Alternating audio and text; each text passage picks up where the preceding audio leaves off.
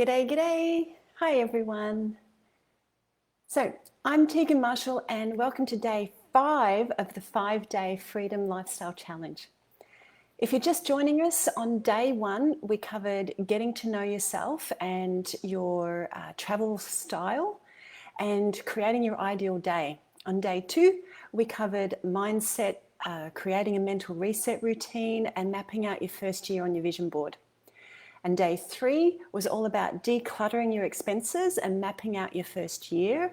And yesterday, day 4, we dived into how to create an income that provides both security and freedom. So today on day 5, we're going to talk about what to do with your house and all your stuff and what you really need to live a happy and fulfilled life. So for those of you who don't know me, 7 years ago, my husband and I decided to kick tradition to the curb, and we got rid of all of our stuff and that weighed us down and stressed us out, and we bought a one-way ticket around the world. Best decision we ever made.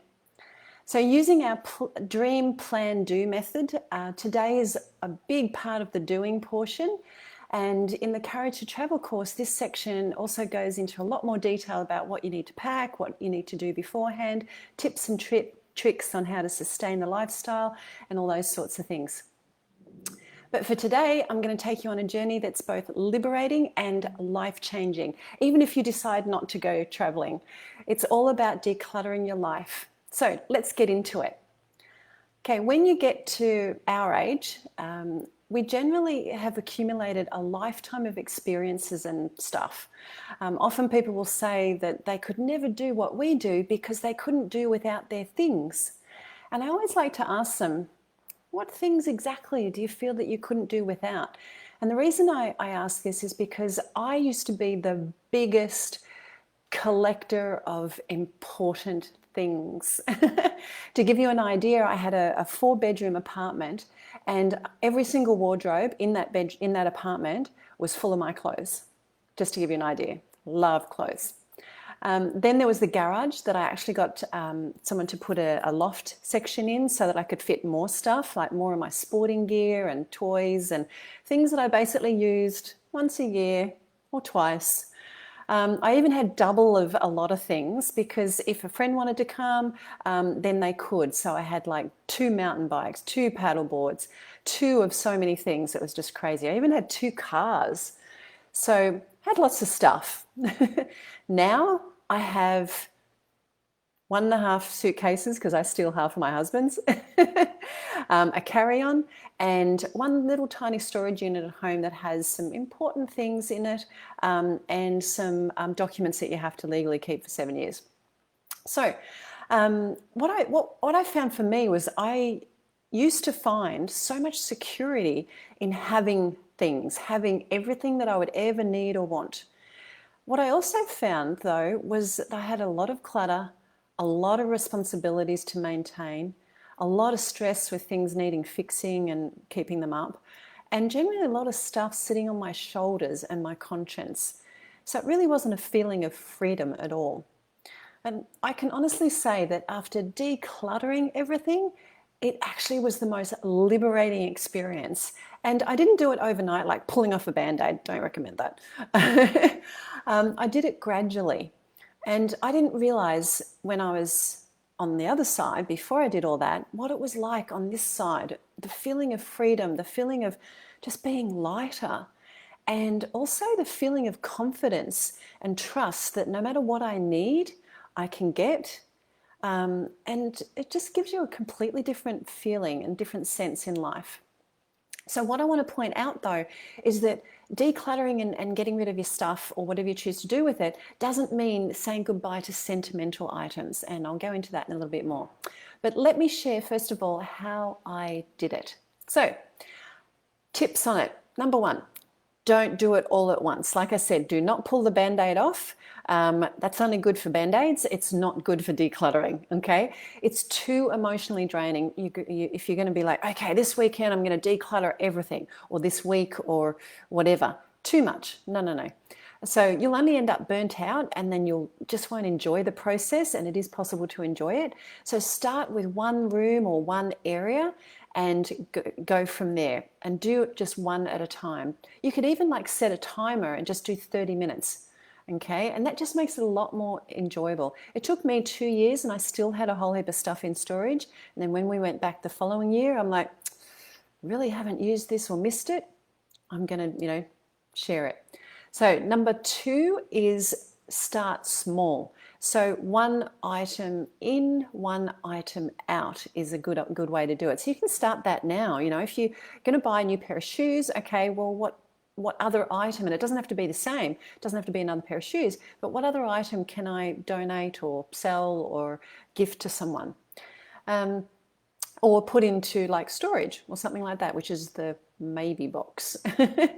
The other thing you can do, so number 3, is don't organize at the same time. So don't try and do decluttering and organizing. Otherwise you'll just get lost down a rabbit hole, and once again it'll just drain you. You'll be overwhelmed. You won't actually succeed in either organizing or decluttering, and it just won't work. So keep focused and don't do organizing at the same time. A little bit later, when you have like decluttered, I have this great saying, I haven't checked where it came from, but it's a place for everything and everything in its place. So with the things that you're left over with, where are you going to put them? Where is their little home that they're going to live in? So those are 4 little points. Now, what to do with sentimental things? Okay, and this is really important. So you don't have to get rid of them necessarily, but some you might want to. So things like things that you don't like. So like that tea cozy from Aunt Mavis from when you were 5 or 10 or something that you really don't like, you're never going to use, and you're only holding on to it because you kind of feel guilty like you should. Take a few photos of you using the tea cozy or something like that you can share with her in the future if she ever asks, and then give it to someone who's going to absolutely love it or enjoy it a whole heap more than you. So number 2 with sentimental things is make an evacuation list. So go away from your home, sit at a cafe if you're allowed to at the moment, or just go out in nature and write down the things that if something was to happen and you had to evacuate, like a fire or flood or anything like that or whatever, just think about the things that you would absolutely have to take with you, and think about the things that you would be really devastated if they were damaged. And you didn't have them anymore, and think about the things that you would replace. And those are the things that are really important to you. Number 3 with sentimental things is ask yourself, how does this make me feel? So you can use this with clothes and everything. You can use it in anything.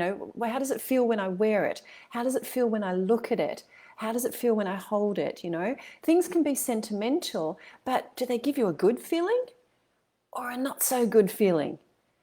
What are you holding on to for? Like, what are you really holding on to? And is there, if it doesn't make you feel good or happy or feel loved, then maybe it deserves to have another home with someone who will really absolutely love and adore it. Another question you can ask yourself, number 4, is, like I was leading into, could someone else enjoy this more than me? So, a beautiful piece of clothing. Like I was, when I was back in Melbourne, I went to the Melbourne Cup event, and I found this beautiful outfit. It was hand stitched, these beautiful flowers, and it was just gorgeous.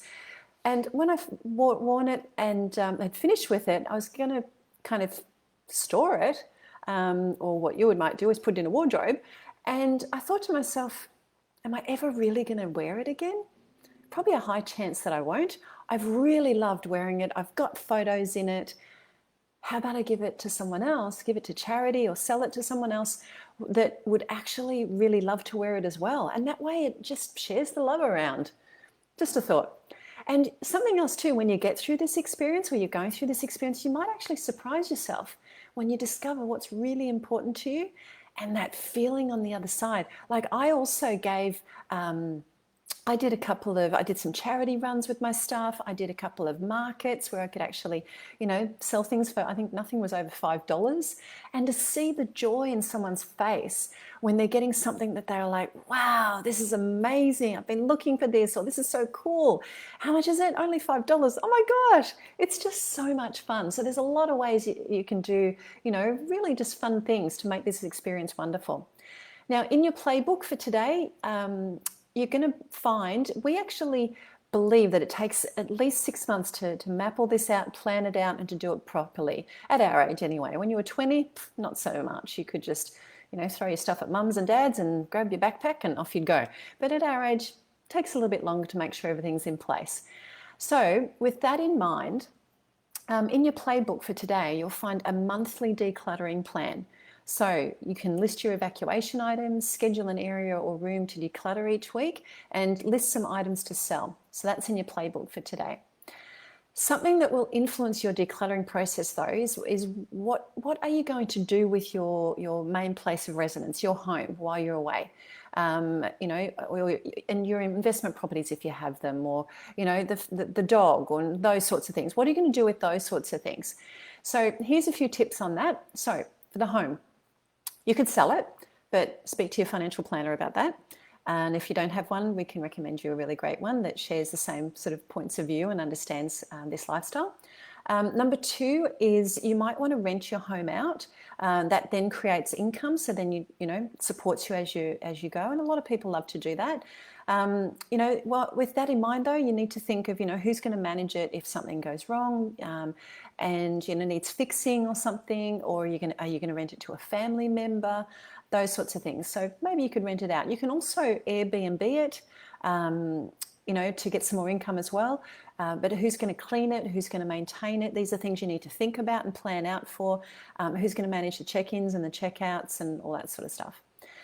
You might want to swap your home, which is quite popular as well when COVID wasn't around. When you can actually swap your home, and there's websites that you can go to where house swaps with people from all over the world, and you get to live in someone else's home like a local. It's a really cool experience. Another thing to do is, especially if you've got pets, I know that people who had a pet and they basically house sat their house for a year, and that the people house sitting their house looked after their pets for them. And some people even house sit their houses without any pets. They just have someone in there to kind of maintain it and maintain the gardens and look after it. So that's something that you could do as well. So another thing too is just to lock it up, but you will need someone just to go in there, check things, once a month or something to that effect.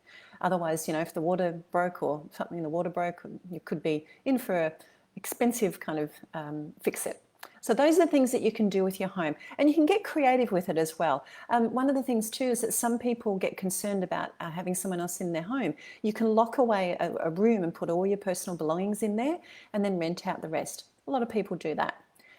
So once you have all of your stuff lightened and your houses sorted, then you'll be looking at what you'll need to take with you.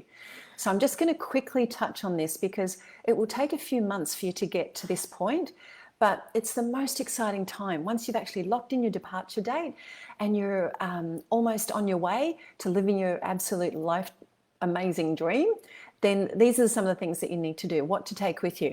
And I can honestly tell you it's not as much as you think, okay? My first packing experience when we were packing up to go, I had like 10 pack containers of protein powder because I didn't think I could get that overseas. In the end, I couldn't fit them in. So, you can get anything anywhere in the world. Mostly anything. Okay, there's only one exception that I've found, and that was my leave-in conditioner because I liked a particular brand, and my foundation that I love. So, but those are small things, so you can easily pack that in, but you don't need most of what you think you're going to need. You can buy so many things in pretty much every sort of kind of location. The other thing is tech. So having your tech sorted with all the right plugs is really important, and plan it out because it's very heavy. So it's a good idea to kind of really plan out how to do your tech light. The basics, like I always have a basic wardrobe of basic things like little tops to go under things, my favorite underwear that I'm comfortable in, my favorite pair of leggings and stuff like that. Running shoes is really important to me as well. The other thing is rotating wardrobe. So what I do is everything else, when I arrive somewhere, I rotate my wardrobe. So it gives me a chance to go shopping in the local places and to change over my wardrobe. So I just keep a staple of basics and the rest Yeah. So I've even left like jackets in airports with notes on them free to someone. You know, this is just, I love rotating my wardrobe. Okay, so in your playbook, Freedom, I've given you a Freedom prep list, which is like the packing must-haves and important items to remember. Plus, I've added in a few extra free bonus items for you today to just help you in the preparation. So that concludes the 5-day Freedom Challenge. Thank you so much for being a part of it. I've really loved creating this for you, and I hope you've enjoyed receiving it as much as I have sharing it with you. The doors are open to our Courage to Travel course, and I'd love for you to join us and let us hold your hand and support you through the entire process of going from dreaming about your wonderful lifestyle to actually manifesting and creating it and living it and sustaining it. So, okay, I'm off to the beach. But before I go, I just want to finish with 2 final quotes that I really love. And one is, you cannot discover new oceans unless you have the courage to lose sight of the shore. And that's from Andre Gide. And the second one is, if not now, when? Life really is too short, and you don't need reminders of that. Make the most of every day. Thank you again so much. Love and kindness with you always. Bye for now.